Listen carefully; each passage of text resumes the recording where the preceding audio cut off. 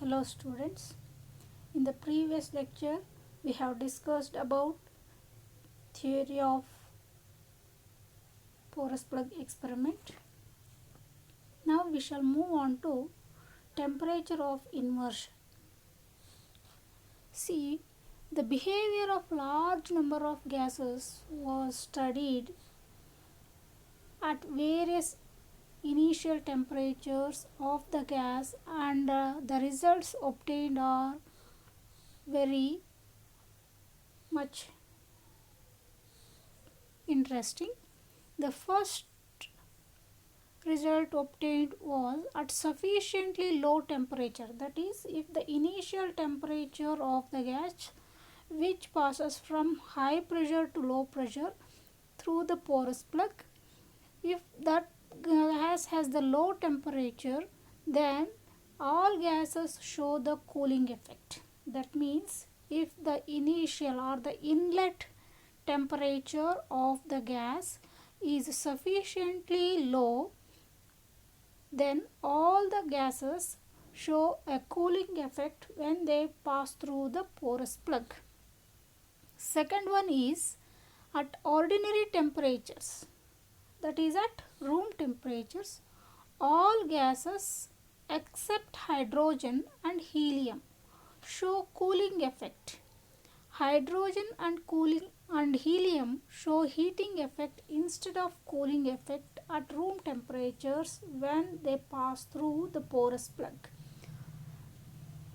Then the third point is the fall in temperature is directly proportional to the difference in the pressure on the two sides of the porous plugs. That means the cooling is directly proportional to the difference in the pressure on two sides of the porous plug. That is, when the gas passes through the porous plug, the difference between initial pressure and the final pressure will the fall in temperature is directly proportional to the difference between the initial pressure and the final pressure, or the pressure initially experienced by the gas and the pressure experienced by the gas when it passes through the porous plug. Then the fourth one is the fall in temperature for a given difference of pressure decreases with the rise in initial temperature of the gas. That is, if we rise the initial temperature of the gas, the fall in temperature for a given difference of pressure will also decrease. That is, cooling effect will decrease as we increase the initial temperature of the gas.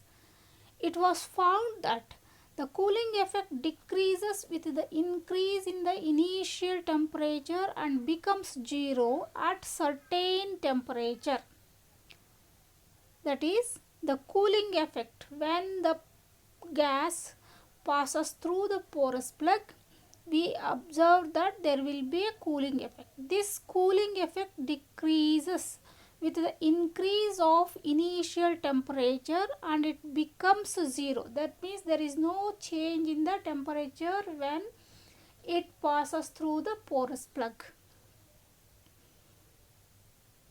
At a certain higher temperature than its temperature instead of cooling. Instead of cooling, heating was observed. That means at a certain temperature and at higher temperature, at a certain higher temperature, instead of cooling, it starts heating. We observe the heating effect when the gas passes through the porous plug.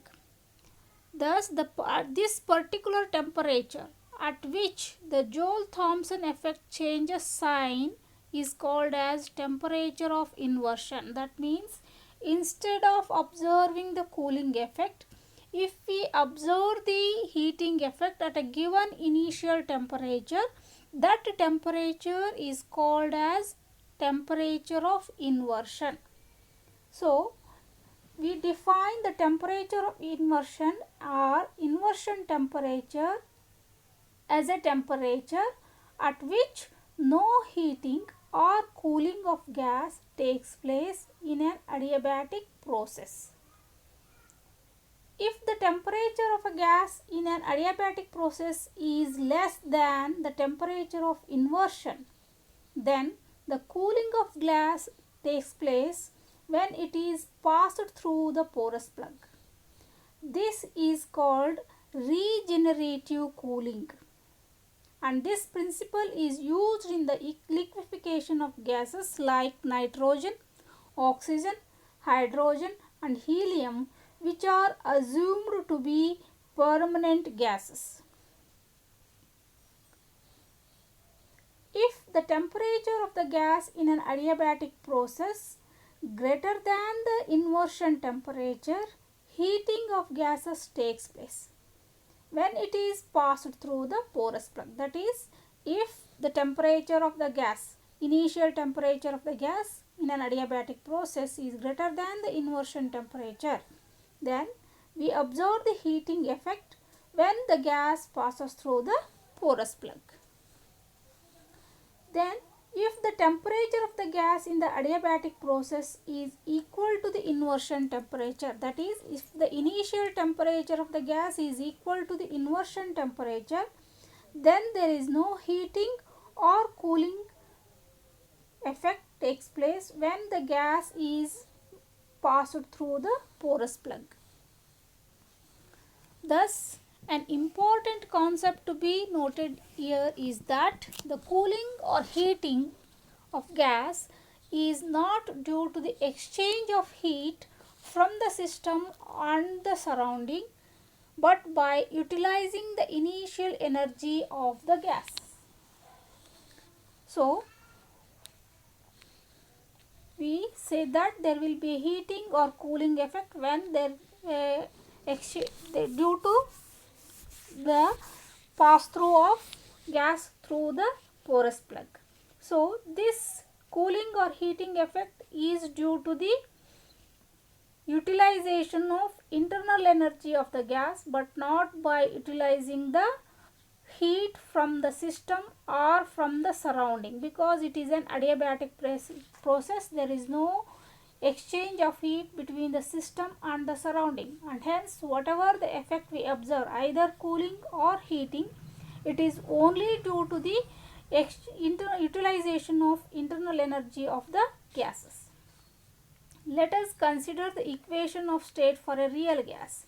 As we all know that for a real gas, the equation of state is P plus A by V square into V minus B equal to nRT, where A by V square equal to initial pressure and is equivalent to the intermolecular force of attraction. When the gas is made to expand adiabatically from V1 to V2, the work is done in overcoming the intermolecular force of attraction, and hence the work done is negative here. Therefore, we write work done Vi equal to integration V1 to V2 minus of Pi into Di. We know that Pi equal to A by V square. Substituting that, we write Vi equal to Wi equal to V1 to V2 minus of A by V square into dV. Here minus sign indicates the work is done in overcoming the intermolecular force.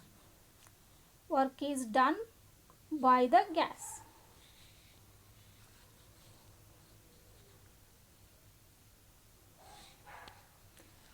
Thus, we write Vi equal to minus of Wi equal to minus of A by V2 plus A by V1, where A is the van der Waals constant and V is the volume of the gas.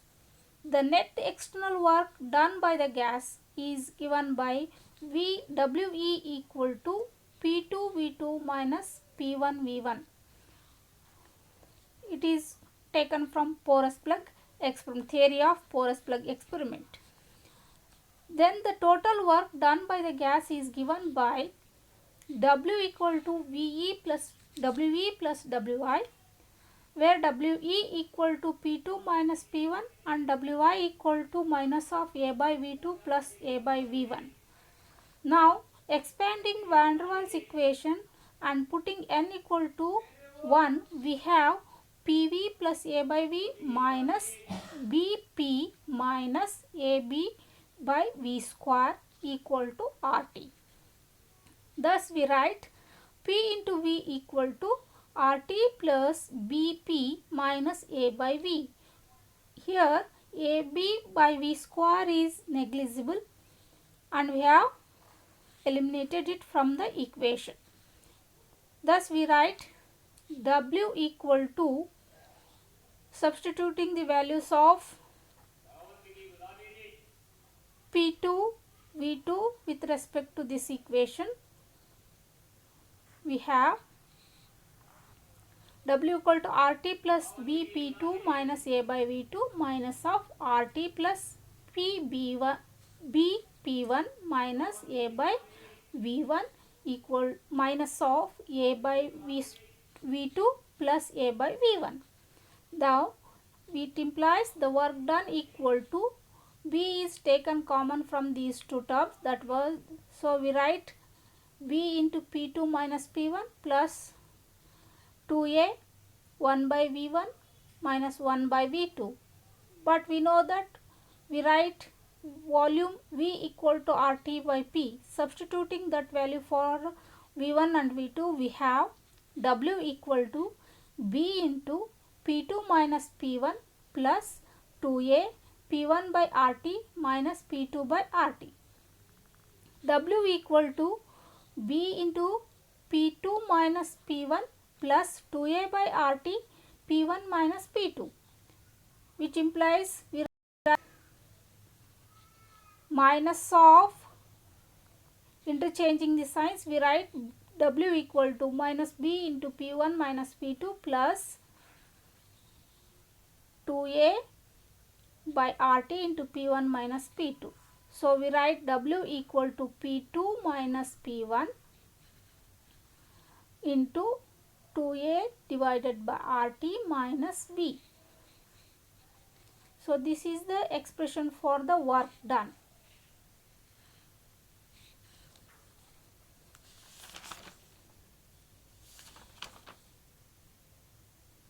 The work done and the enthalpy of the system or the gas is given by the relation W equal to J into H, where J is the mechanical equivalent of heat and H is the enthalpy of the system. So we write